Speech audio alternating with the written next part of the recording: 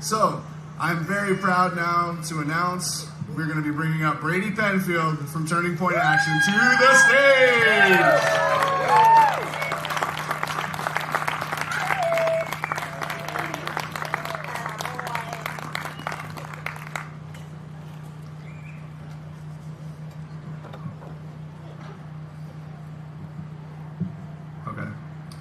So, my name is Brady Penfield. I am the Badger Field Representative for Turning Point Action in Wisconsin. And while I do like wearing suits, I do have to clarify I came right from church this morning, so that's why I'm wearing this. I just want to start off by saying thank you from the entire Turning Point family across the country. Most of my coworkers were fortunate enough to have the opportunity to meet Charlie Kirk, and many of them even became close to him. Whether they were in the highest echelons of the company, or just a lowly field representative like myself. Charlie Kirk gave everyone the time of day that they deserved. The outpouring of support from all of you over social media, private messages, and financial contributions have kept this team moving. We have been working in overdrive this last month and a half since the unfortunate events of September 10th. Even though this has been the busiest time of my life, it has also been the most exhilarating movement that I have been fortunate enough to be part of. I would like to share with you Charlie Kirk's vision and his movement that I mentioned above, that everyone here is now a part of, whether you realize it or not. We remember Charlie Kirk for his unwavering vision of an America anchored in our founding principles: faith, freedom, and the enduring promises of individual liberty. He dreamed of a nation where the government served the people, not ruled them, where young minds were awakened and not indoctrinated, and where the Constitution was not a relic, but a roadmap to prosperity. Charlie Kirk saw America not as something to be torn down and rebuilt, but as a country to be restored, defended, and cherished. His voice rallied a generation, my generation, to stand boldly for free markets, secure borders, and a culture rooted in truth and, most importantly, faith. In honoring his vision, we remember a man who believed deeply in the greatness of America and fought fiercely to preserve it, even to his last breath. Charlie Kirk single-handedly kept open the gates of civil dialogue, while many on both sides of the aisle were all too comfortable in letting them close. He was famously quoted as saying, "When people stop talking, that's when you get violence. That's when civil war happens, because you start to think the other side is so evil that they lose their humanity."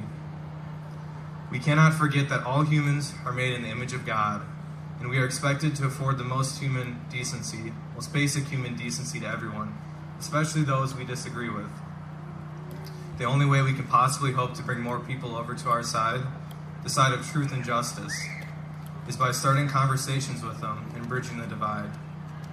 At the same time, evil must be rooted out and justice has to be served in order for our society to remain safe. You may encounter many people who have written off civil dialogue and moved on to utilizing intimidation, disruption, and even violence to get their point across. I have encountered many of these people online and in person. My advice to you is to be bold, be unapologetic, and above all, be honest. Speak with integrity and compassion, and be patient and listen to what they have to say. We have all become Charlie Kirk. We are living through one of the most trying moments in our nation's history, and the divide goes significantly deeper than just right or left and Republicans versus Democrats. What we are seeing is a physical manifestation of a spiritual warfare. I encourage you all to go to church every Sunday, pray every single day, and live a moral lifestyle. Not only that, we have an obligation to ensure that everyone around you does the same. Without these habits, you can hardly hope to have the same mental fortitude and energy to put in the work to get the job done. Charlie Kirk carried the torch for just 31 years, and now that torch has been passed on to every single person here. The gravity and significance of what we do next cannot be understated. The time for grieving has come to an end, and our actions in the coming months and years will determine the future of not only Wisconsin, but our entire nation. Are you willing to step off the sidelines and join something that is bigger than yourself? Furthering a cause that will ensure your children, your grandchildren, and future generations to come have a future to look forward to. My call to action for each of you is to get involved with at least one conservative organization present, whichever one you feel is calling you. If you would like to get involved in Turning Point, please write down the information on the sign-up sheet at the Turning Point booth before you leave tonight. It's not just a young person thing.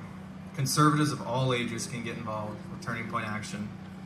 Also, there have been several schools in St. Croix County who have started up Turning Point USA clubs since Charlie's passing.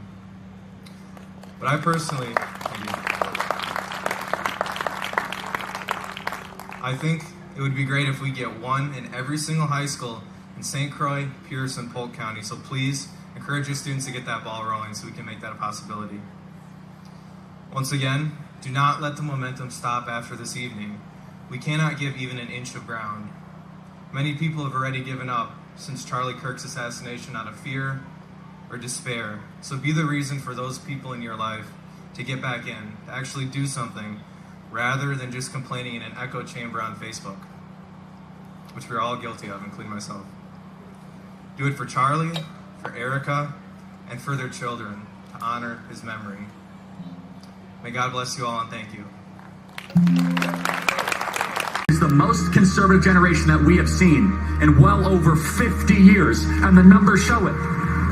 What young people especially are screaming at is they say, give me a structure that I can live my life by. And especially with young men, more challenging of them, more saying, you know what, honestly, I'm not going to talk down to you. Stop being a boy and become a man. You want to learn what that means? Come to church and I'll tell you what it means to become a man. Because we have the greatest story ever told. What can I do to save the country? You answer that question every single day, because you are doing the work to save this beautiful republic. You are doing something that is bigger than you. If everything completely goes away, how do you want to be remembered? I want to be remembered for courage for my faith. That would be the most important thing. The most important thing is my faith in my life.